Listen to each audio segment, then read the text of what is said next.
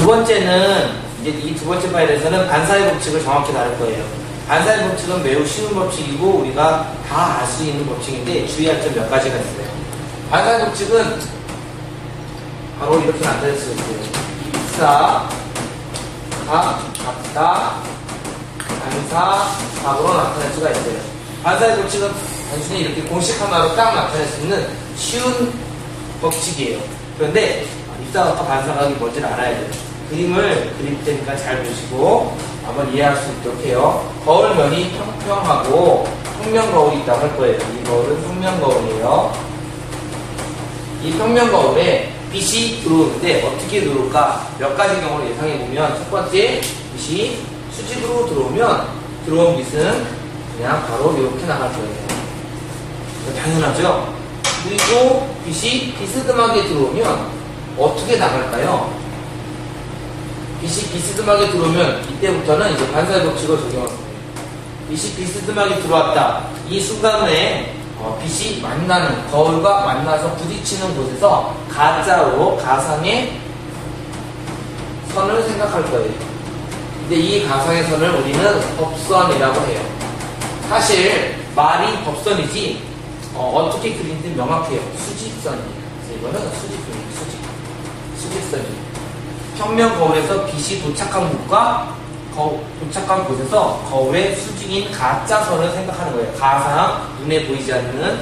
그리고 이 입사된 빛, 이것이 이렇게 입사된 빛이라고 하면, 이 입사된 빛에서 요 곡선과 이르는 이때 요 각을 바로 입사각이라고 해요. 자, 그리고 반사의 법칙을 생각할 거예요. 반사의 법칙은 입사각과 반사각이 같다거든요. 입사각에 나오는 요 숫자가 바로 다음번 반사각 숫자가 될 거예요. 반사각도 마찬가지로 법선과 이루는 각도예요. 빛이 나갈 건데 어떻게 나가냐? 요 입사각과 같은 숫자가 되도록 각도를 만들어내서 나갈 거고, 요 빛이 반사하는 빛이 돼요. 반사의 법칙은 지금 그린 그림으로 끝이에요. 주의할 점은 입사각과 반사각의 위치를 알아내야 되는 거죠. 입사되는 빛은 화살표의 방향으로 알 수가 있고요. 반사되는 빛도 화살표의 방향으로 알 수가 있어요. 그 다음에 법선을, 가짜 법선을 생각을 해야 되고요. 법선은 반드시 수직이라는 점 아셔야 되고요. 거울 면과 들어오는 빛과 이루는 각이 아니라 X표예요. 입사되는 빛과 법선이 이루는 각이 입사각이라는 거예요. 입사각은 반드시 법선과 입사된 빛, 법선과 반사된 빛이 이루는 각은 반사각이 될 거예요. 그래서 입사각과 반사각은 같다가 반사의 법칙이에요. 모든 거울, 평면 거울뿐만이 아니라 곡면 거울, 구면 거울, 렌즈도 전부 다 반사의 법칙이 기본이고, 불조도 이 법선에서 이루어질 거예요. 그러면 이걸 하나 더 생각해 볼 거예요. 평면 거울에서 이렇게 되면 곡면 거울, 구면 거울에서는 어떻게 될까요? 이 그림을 이제 놓고 생각을 해볼게요. 이렇게 되는 구면 거울, 여기가 이게 다 거울면이에요. 그래서 거울에서 빛이 이렇게 들어왔다가 합시다. 이렇게. 그러면 어떻게 될까요? 되게 쉬워요. 똑같아요. 대신 여기 점에서 가짜의 평면 거울을 생각할 거예요. 가짜 평면 거울. 이 가짜의 평면 거울은 이런 거랑 똑같아요. 이렇게 휘어진 곳에서 만나는 평면, 딱 만나는 평면. 이렇게 휘어진 곳에서 이렇게 딱 만나는 평면. 이 평면을 생각하는 거예요. 이 평면을 생각해서 평면 거울이 있다고 가정을 하면 이제 다시 법선을 생각할 수가 있고, 법선에서 만나는 입사각 생각할 수가 있고, 똑같은 반사각 생각할 수가 있어서 그리면 돼요. 이쪽으로 갈 때 들어오면 평면 거울이 바뀌겠죠? 이렇게 바뀌면 다시 법선을 생각하고 입사각 측정하고 반사각 측정해서 반사되는 거 그리는 거예요. 그러니까 이 그림이 기본이고 평면 거울이라는 점 아셔야 되고요. 곡면에서도 다 평면 거울을 가짜로 생각할 거예요. 그럼 이제 반사 법칙을 알았으면 정반사와 난반사를 쉽게 알 수가 있어요. 정반사는 바로 평면 거울에서 일어나요. 무슨 뜻이냐면 나란하게 들어온 나란한 빛이 나란하게 반사해요. 그림이 우리 교과서에 표현이 되어 있는데 이렇게 표현이 되어 있어요. 거울면이 이렇게 되어 있으면 들어오는 빛이 빛 하나, 빛 두 개, 빛 세 개가 나란하게 들어오면 반사되는 것도 반사의 법칙에서 하나, 둘, 세 개 나란하게 반사하는 이런 반사를 정반사라고 하고요. 난반사는 반사의 법칙에 따르지만 표면이 평면하지 않을 때, 평평하지 않을 때 생겨요. 난반사는 그림을 그리면 울퉁불퉁한 곳에서 하나, 둘, 세 개의 빛이 왔다고 가정을 하면 여기는 평면 거울 이렇게 생각을 해야 되고요. 여기는 평면 거울 이렇게 생각할 거고요. 여기는 평면 거울 이렇게 생각할 거예요. 그러면 반사되는 빛이 빨간 선으로 얘는 이렇게 나갈 거고요. 얘는 이렇게 나갈 거고요. 얘는 이렇게 나가겠죠. 그러니까 정반사는 나란하게 들어온 빛이 나란하게 반사되는 거, 난반사는 나란하게 들어온 게 마음대로 반사되는 거. 물론 마음대로는 아니에요. 반사의 법칙대로지만 우리들 눈에는 불규칙하게 반사되는 걸로 보여서 난반사라고 할 거예요.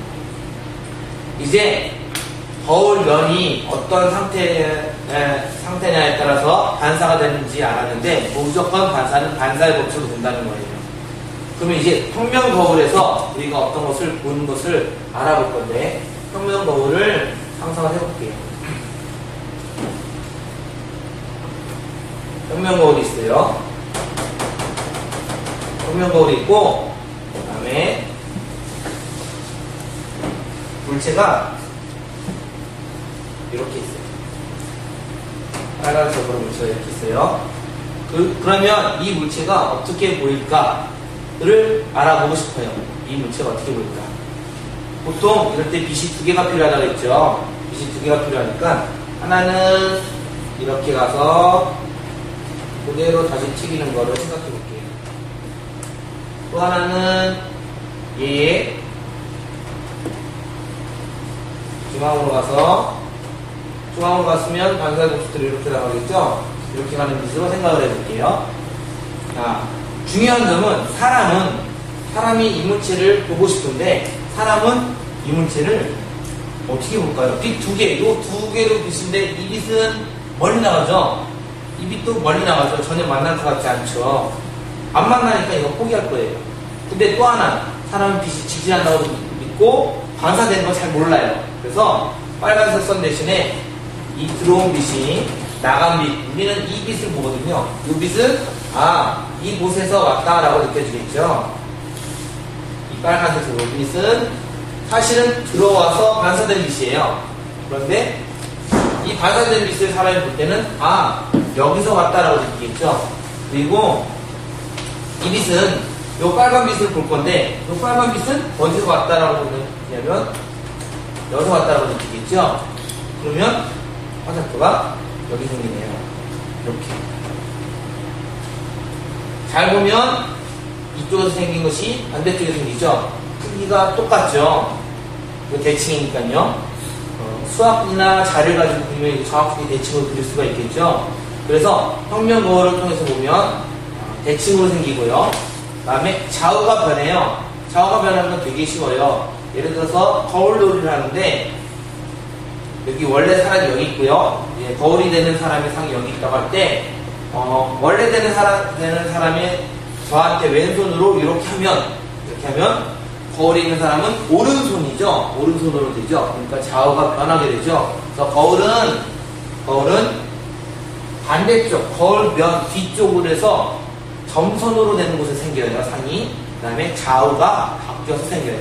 그래서 우리는 평면 거울을 통해서 보면 좌우가 변하고요. 좌우가 바뀌고요. 그 다음에 같은 크기고요. 또 하나 허상이에요. 허상에 대해서 추가 설명을 하면 허상은 실제로 지나가는 빛이 만나는 게 아니라 실제로 지나가는 빛이 아닌 그 빛이 왔다라고 가정하는 가짜 빛들이 만나는 곳에서 생기는 것이 허상이에요. 그래서 그림을 그릴 때 벽 뒤는 실제로 존재하지 않죠. 이 벽 뒤에서 점선으로 그려놓고 점선이 만날 때 허상이라고 생각하면 될 거예요. 이제 평면거울에 대해서 기본적으로 알았어요. 지금 제가 그린 작도법은 교과서 작도법하고 조금 달라요. 교과서 작도는 사람의 두 눈에 빛이 두 개 들어오는 걸 딱 그렸고, 제 작도는 이제 일반적으로 보는 쉽게 보는 작도법으로 그렸어요. 우리 교과서 작도법도 맞아요. 그래서 잘 보시면 우리 교과서는 사람의 눈에 들어오는 거지만 평면거울만 우리 교과서는 이런 식으로 표현했고 나머지는 전부 다 작도법대로 그리도록 되어 있어요. 자, 이제 다음 거에서는 거울의 종류에 따라서 알아보겠습니다.